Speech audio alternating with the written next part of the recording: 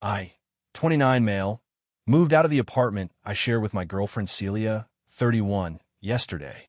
Took everything that was mine, which turns out was basically everything. We'd been together for 4 years, living together for 2. Started great. Then the rules began. First, it was small stuff. No shoes past the entryway. Fine, reasonable. Dishes immediately after eating. Sure, good habit, but it snowballed. Fast. By year 2 of living together, I had a literal printed list of household guidelines taped to the fridge. 37 rules. I counted. Some highlights. No friends over past 8 p.m. on weeknights. Pre-approval required for any purchase over $20.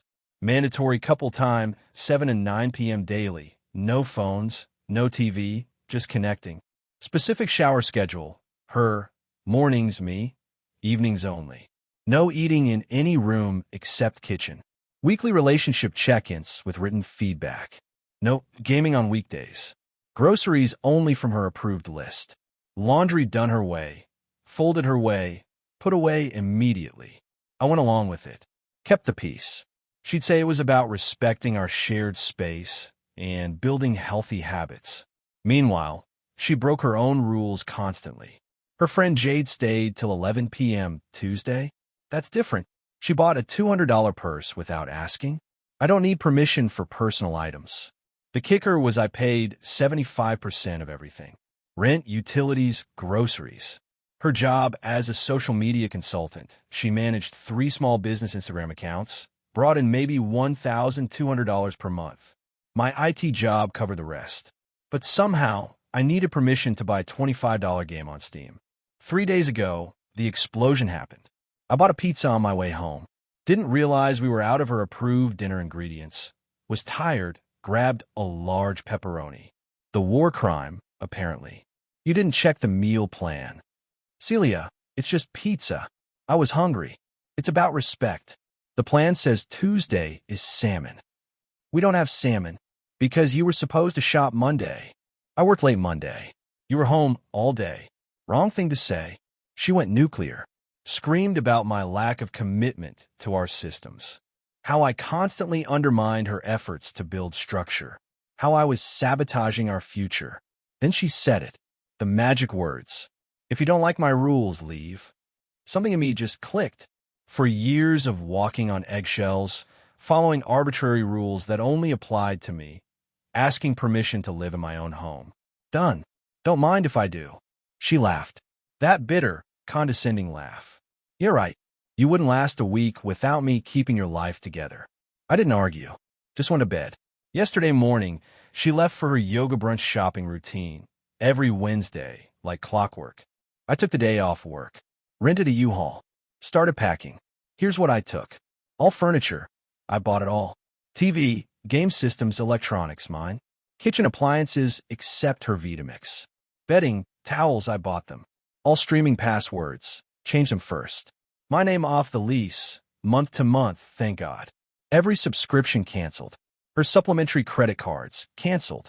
Utilities, cancellation notice for end of month. What I left. Her clothes and personal items. Her beloved Vitamix. The printed household guidelines on the fridge. A sticky note. Per your request, I've left. Rent is due on the 1st, Jake. My phone started blowing up around 4 p.m. 63 texts. 29 calls.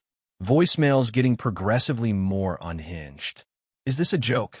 Where's the TV? The power is scheduled to be shut off. Jake, this isn't funny. My car got declined to Whole Foods. You can't just leave. I make the rules. You don't get to just decide. Come back right now. This is theft. I'm calling the police. Please, baby, I didn't mean it. You're overreacting to one little fight. Where am I supposed to live? I'm crashing at my buddy Tomas's place. Sitting here with a beer, watching Netflix on my TV, eating takeout straight from the container like a savage. No meal plan. No scheduled couple time. No written feedback about my areas for improvement. Peaceful. She wanted me to follow her rules or leave. I left. Turns out when you make ultimatums, people might actually take them. Update 1. The entitlement escalation has been educational. Day 2 started with her showing up at my work. Security has her on camera having a complete meltdown in the lobby when they wouldn't let her up without an appointment. Apparently screaming, "I'm his girlfriend," doesn't override corporate security policy. Who knew? She pivoted to my phone. "Celia, we need to talk like adults." Me, "You told me to leave." I left. Celia, I was upset. "You don't just abandon someone over one fight." Me, "It wasn't one fight.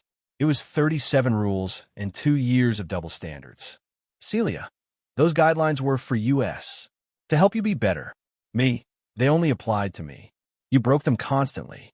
Celia, "I made them so I can adjust them." You're not mature enough to know when flexibility is appropriate. The delusion. Actually stunning. Then came the financial reality check. See, Celia had gotten real comfortable with a certain lifestyle. Weekly yoga classes, $150 per month. Regular Mani Pitas, $200 per month. Her organic grocery addiction, $600 per month easy. Random Target runs. All on credit cards I paid off monthly. Her own credit? Trash from her preemie shopping habits. That's why she was supplementary on mine. By afternoon, the tone changed. "I can't afford the apartment. The landlord says I'm not on the lease. I need money for groceries. This is financial abuse. You owing me support." I structure my whole life around our relationship. That last one. Structured her life. You mean sitting at home, making TikToks while I work 50-hour weeks? Then came the proxy attacks. Her mom called. Her sister Dina texted. Her best friend Layla sent a DM novel about how devastated Celia was, how I ripped away her stability. My response to all of them, she told me to leave. I left. But here's where it gets good. Layla lets slip something interesting. Apparently, Celia had been bragging for months about how she had me properly trained, how her relationship system was revolutionary. She was planning to start a coaching business.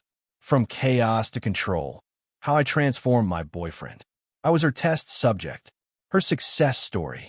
And now her whole plan was ruined because the lab rat escaped. Day 3 brought legal threats. She found some template online and sent me a formal demand for 3 months of transition support, $6,000. Return of shared property, everything I took. Compensation for emotional damages. Payment for her to reestablish housing. I forwarded it to my cousin, who's a paralegal. He laughed, said it looked like she Googled how to sue boyfriend and copy-pasted the first result. Then, the real kicker. Tomas came home from work with gossip. His girlfriend works at the same yoga studio Celia goes to. Apparently, Celia had been telling everyone for weeks that she was planning to upgrade from me once her coaching business took off. That I was practice for the real relationship she'd have with someone more successful. But she needed me to keep paying for everything until then. So much for being devastated about losing the love of her life. I'm looking at apartments tomorrow. 1 bedrooms. No rules on the fridge. No mandatory feedback sessions. No pre-approval for pizza. Freedom tastes like pepperoni. Update 2. The extinction burst is real, but make. If financial desperation with a side of delusion. First, she tried emotional manipulation.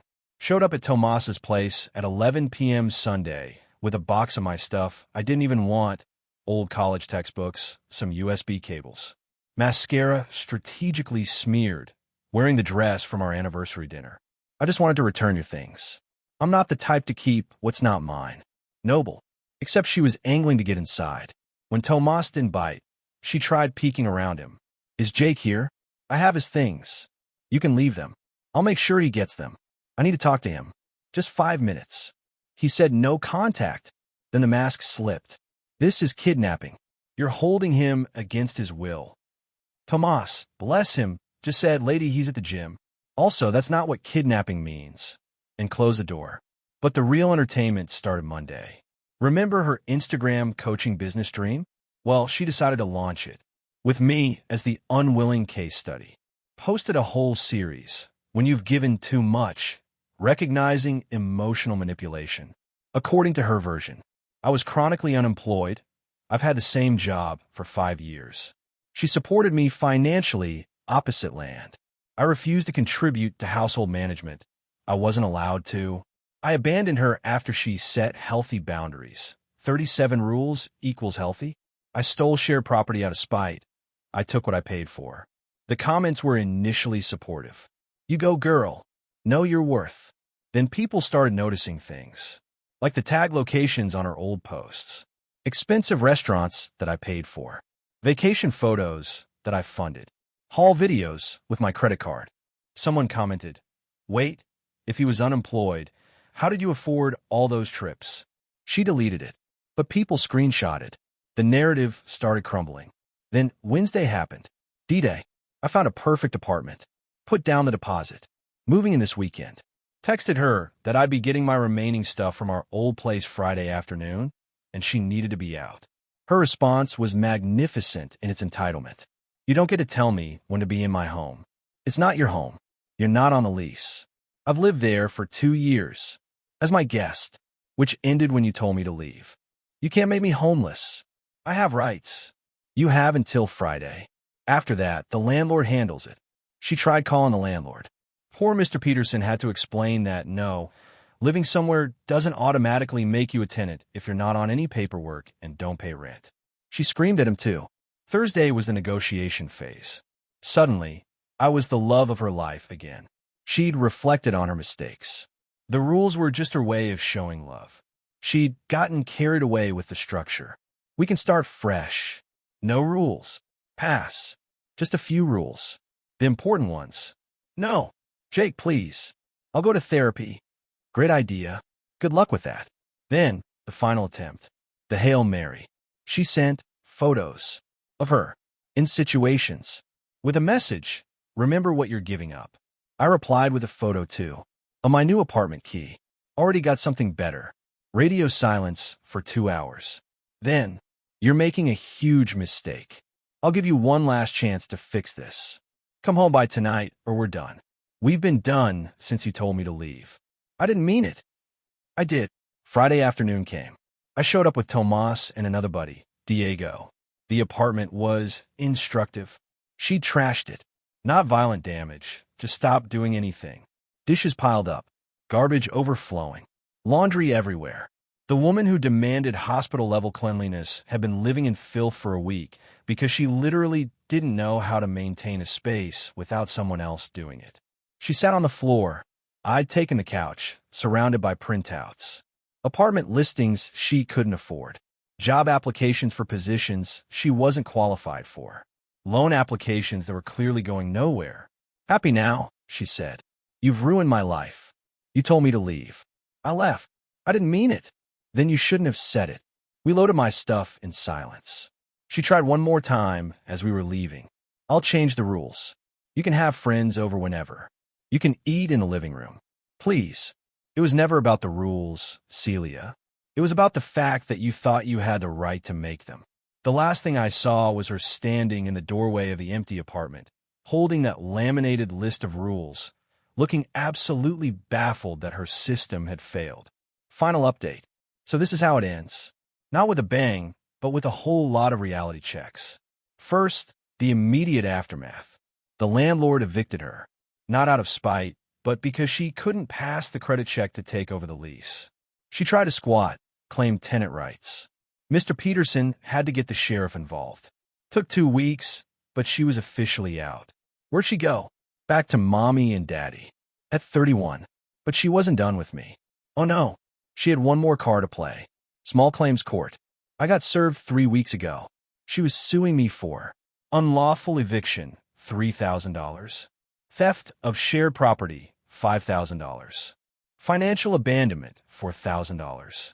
Intentional infliction of emotional distress, $3,000. $15,000 total. For leaving when she told me to leave. I hired a lawyer. Not because I was worried, but because I wanted this done right. Cost me $500 for the consultation and court appearance. Best money I ever spent. Court day was last Tuesday. She showed up in what I assume was supposed to be her serious businesswoman outfit. Her dad was with her. She'd printed out everything. Our text conversations, her household guidelines, bank statements, even her Instagram posts, the ones that didn't contradict her story, anyway. The judge was not impressed. Judge, Miss Celia, were you on the lease? Celia, no, but, Judge, did you pay rent? Celia, we had an arrangement. Judge, did money from your account go to the landlord? Celia, no, but I contributed in other ways. Judge, how? Celia, I maintained a household. I created systems. Judge, did Mr. Jake ask you to leave? Celia, I didn't mean it literally. Judge, but you did say it? Celia, yes, but it went downhill from there. She tried to claim the furniture was ours because she'd helped pick it out. The judge asked for receipts. All in my name. She claimed financial abandonment. The judge noted she was never financially dependent on me as we weren't married and she had her own income. The emotional distress claim? The judge actually asked her to explain how me complying with her request caused her distress. Best part, my lawyer presented her Instagram posts. The ones about her revolutionary relationship system and how she was going to upgrade from me. The judge asked if she'd been planning to end the relationship anyway. She stammered. Her dad looked confused. Guess she hadn't told him that part. Verdict, case dismissed. All claims. She owes me $500 for my legal fees. But wait, there's more. Remember her big coaching business idea? From chaos to control. She actually tried to launch it. Made a website and everything. Posted testimonials from friends, fake. Created a $299 course on relationship architecture. Sold exactly zero. Turns out nobody wants relationship advice from a 31-year-old who lives with her parents and sued her ex for following her. Instructions. Her Instagram following tanked. From 2,000 to maybe 300. The yoga studio quietly suggested she find another location. Tomas's girlfriend overheard the manager saying Celia was too dramatic for their peaceful environment.